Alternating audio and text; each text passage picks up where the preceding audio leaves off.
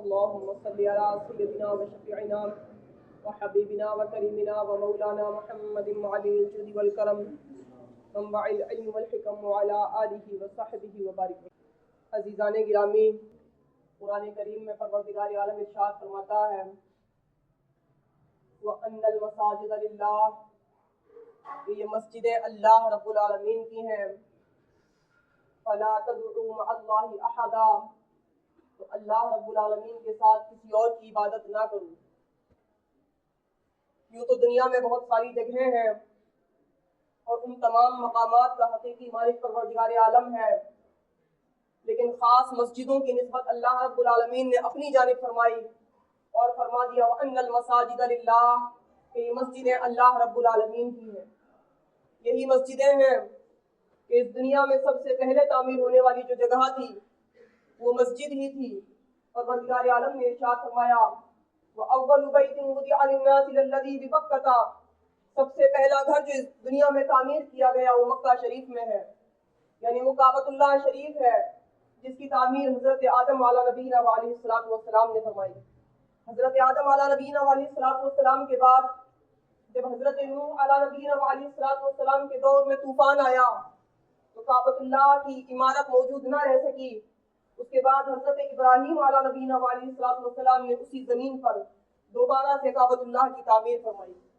تو یہ مسجدیں ہیں جن کی تعمیر انبیاء علیہ السلام نے کی ہے۔ بیت المقدس کو اگر دیکھیں تو اس کی تعمیر حضرت سلیمان علیہ نبینا علیہ السلام نے جنوں سے کرائی ہے۔ اسی طریقے سے حضرت عیسیٰ علیہ نبینا علیہ السلام کی والدہ محترمہ حضرت مریم رضی اللہ عنہا، ان کی ولادت سے پہلے ان کی والدہ محترمہ نے یہ منت مانی تھی اور اللہ رب العالمین کی بارگاہ میں یہ نذر مانی تھی کہ میرا جو بھی بیٹا پیدا ہوگا میں اس کو مسجد اقدس کی، بیت المقدس کی خدمت کے لیے میں وقف کر دوں گی۔ لیکن حضرت حنہ رضی اللہ عنہا کی یہاں حضرت مریم رضی اللہ عنہا کی ولادت ہوئی تو حضرت مریم رضی اللہ عنہا کو حضرت حنہ رضی اللہ عنہا نے حضرت زکریا رضی اللہ تعالیٰ اور دیگر علماء اس دور میں جو موجود تھے ان کی بارگاہ میں پیش کیا۔ اس کے بعد حضرت مریم رضی اللہ عنہا وہیں پر بیٹھ کر عبادت کیا کرتے تھے۔ تو عزیزان گرامی، یہ مساجد ہیں، انہی مسجدوں کے بارے میں ایک مقام پر پروردگار عالم نے ارشاد فرمایا وَمَنْ أَظْلَمُ مِمَّنْ مَنَعَ مَسَاجِدَ اللَّهِ أَنْ يُذْكَرَ فِيهَا اسْمُهُ وَسَعَىٰ فِي خَرَابِهَا، اس سے زیادہ بڑا ظالم کون ہے جو اللہ رب العالمین کی مسجدوں کو اس بات سے روکے کہ ان میں اللہ رب العالمین کا ذکر کیا جائے اور ان کو ویران کرنے کی کوشش کرے۔ أُولَٰئِكَ مَا كَانَ لَهُمْ أَن يَدْخُلُوهَا إِلَّا خَائِفِينَ، ان لوگوں کو تو یہ چاہیے تھا کہ مسجدوں میں خوف کے ساتھ داخل ہوتے۔ لَهُمْ فِي الدُّنْيَا خِزْيٌ وَلَهُمْ فِي الْآخِرَةِ عَذَابٌ عَلِيمٌ، ان کے لیے دنیا میں ذلت ہے اور ان کے لیے آخرت میں عذاب نار ہے۔ یہ اللہ رب العالمین کا فرمان ہے، اللہ رب العالمین اپنے فرامین کو پورا کرنے والا ہے۔ عزیزان گرامی، ہم سب کو چاہیے کہ اپنی ان مسجدوں کو آباد کرنے کی کوشش کریں، ان کی فکر کریں۔ خود قرآن عظیم میں پروردگار عالم نے حضرت ابراہیم اور حضرت اسماعیل علیہ نبینا علیہ السلام کو حکم دیا طَهِّرْ بَيْتِیَ لِلطَّائِفِینَ وَالْقَائِمِینَ وَالرُّکَّعِ السُّجُودِ، میرے گھر کو رکوع کرنے والوں کے لیے، میرے گھر کو طواف کرنے والوں کے لیے، قیام کرنے والوں کے لیے اور رکوع اور سجود کرنے والوں کے لیے پاک کرو، ان کو صاف ستھرا کرو، یعنی مسجدوں کا خیال رکھنے کا، مسجدوں کی پاکیزگی کا خیال رکھنے کا، مسجدوں کی صفائی کا خیال رکھنے کا حکم پروردگار عالم حضرت ابراہیم اور حضرت اسماعیل علیہ نبینا علیہ السلام کو حکم دے رہا ہے کہ میری مسجدوں میں جو میرے لیے میری عبادت کرنے کے لیے آتے ہیں، جو رکوع کرنے کے لیے آتے ہیں، جو سجدہ کرنے کے لیے آتے ہیں، جو قیام کرنے کے لیے آتے ہیں، ان لوگوں کے لیے میری مسجدوں کو پاکیزہ کر دو، میری مسجدوں کو صاف کر دو۔ عزیزان گرامی، یہی مسجدیں ہیں جن کی تعمیر کے بارے میں پیارے آقا صلی اللہ تعالیٰ علیہ وسلم نے ارشاد فرمایا کہ مسجد میں جو دنیا میں مسجد تعمیر کرے گا اللہ رب العالمین جنت میں اس کے لیے گھر بنا دے گا۔ اس کے علاوہ ان مسجدوں کا حال یہ ہے کہ اگر ان مسجدوں سے کوئی ان مسجدوں کی صفائی کرتا ہے، ان کا خیال رکھتا ہے، ایک تنکے کو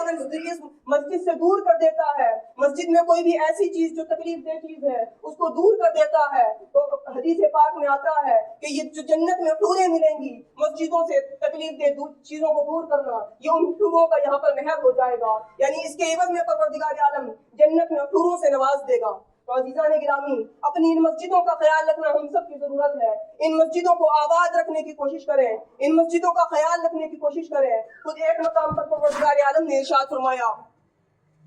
انما یعمر مساجد اللہ من آمن باللہ والیوم الآخر واقام الصلاة وآت الزکاة ولم یخش الا اللہ فعسى اولئک ان یکونوا من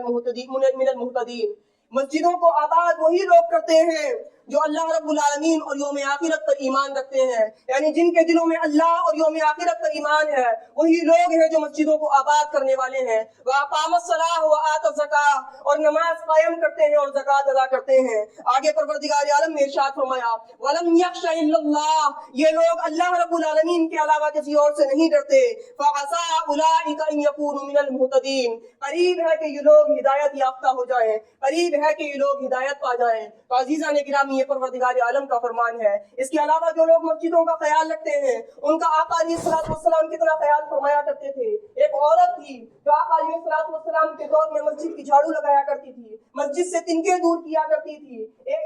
جب اس کا وصال ہو گیا, رات کے وقت میں اس کا وصال ہو گیا, رات میں اس کا انتقال ہو گیا, صحابہ کرام نے یہ سوچ کر کہ رات کا وقت ہے آقا علیہ الصلوۃ والسلام آرام فرما رہے ہوں گے, آقا علیہ الصلوۃ والسلام کو کیا خبر دی جائے, اس عورت کا صحابہ کرام نے اس کی تجہیز و تکفین کر دی اور رات میں ہی اس کو دفن کر دیا گیا. دن میں جب آقا علیہ الصلوۃ والسلام کو خبر ہوئی کہ اس عورت کا وصال ہو چکا ہے تو آقا علیہ الصلوۃ والسلام نے صحابہ کرام سے پوچھا تم لوگوں نے مجھ کو اس کے بارے میں کیوں نہیں بتایا. اس کے بعد پیارے آقا علیہ الصلوۃ والسلام اس عورت کی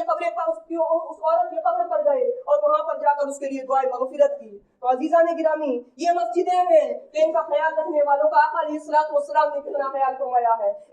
عزیزان گرامی ان مساجد کی تعمیر کرنا, ان مساجد کا خیال رکھنا, ان کی ایک ایک چیز کا خیال رکھنا یہ ہم سب کی ذمہ داری ہے. ان مساجد کو آباد کرنے میں جہاں ان مسجدوں میں نماز پڑھنے کا حکم ہے وہیں ان کی ہر چیز کا خیال رکھنے کا حکم ہے. اور نماز کا تو یہ حال ہے کہ انسان گھر پر نماز پڑھے اور مسجد میں نماز پڑھے تو ہونے کو تو دونوں نمازیں ہوتی ہیں, ہونے کو جو گھر پر نماز پڑھتا ہے وہ بھی اللہ رب العالمین کی عبادت کر رہا ہے, اور جو مسجد میں آ کر نماز پڑھ رہا ہے وہ بھی اللہ رب العالمین کی عبادت کر رہا ہے. جو گھر پر نماز پڑھتا ہے وہ بھی پروردگار عالم کی بارگاہ میں رکوع و سجود کرتا ہے, اور جو مسجد میں آتا ہے وہ بھی اللہ رب العالمین کے لیے رکوع و سجود کرتا ہے. لیکن دونوں نمازوں میں فرق اتنا ہے کہ اگر گھر پر نماز پڑھے اور مسجد میں نماز پڑھے تو مسجد کی نماز اس نماز سے 27 گنا زیادہ بہتر ہوتی ہے اور 27 گنا زیادہ افضل ہوتی ہے. یعنی وہی نماز ہے, وہی اوراد و رکائب ہے, وہی رکوع و سجود ہے, انسان گھر میں پڑھے اور مسجد میں آ کر پڑھے تو مسجد میں آ کر پڑھنے پر 27 گنا ثواب بڑھ جایا کرتا ہے. اور جامع مسجد کا تو حال یہ ہے کہ اگر کوئی جامع مسجد میں جا کر نماز پڑھے تو وہاں پر نماز کا ثواب